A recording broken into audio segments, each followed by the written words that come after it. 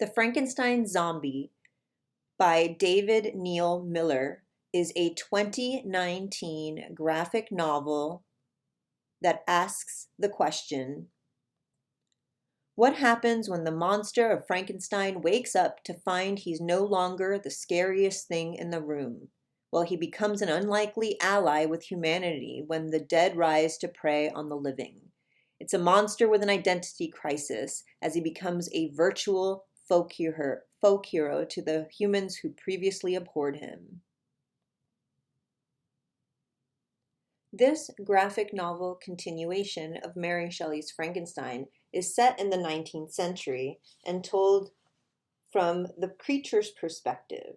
as he watches the beginnings of a zombie apocalypse and tries to figure out who or what he is to become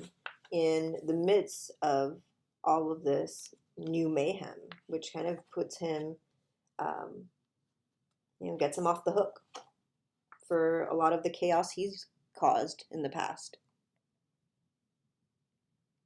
All of the art in this graphic novel is black and white, and it's reminiscent of at least two contemporary zombie stories that this book is engaging with. The first is the very popular Walking Dead graphic novel series, which is also black and white, and the style of the comic is very much reminiscent of The Walking Dead. It also, because it's a historically set zombie apocalypse novel, it's also invoking a lot of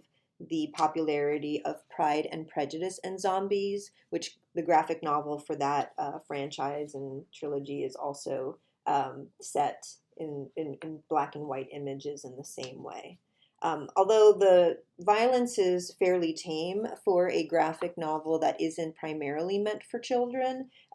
this does have a teen plus rating, and there are some moments where there are definitely some sexual jokes and sexual situations that aren't necessarily graphic, but they are explicit, and at least they're giving, some historical accuracy with the Mary Shelley and Percy Shelley Byron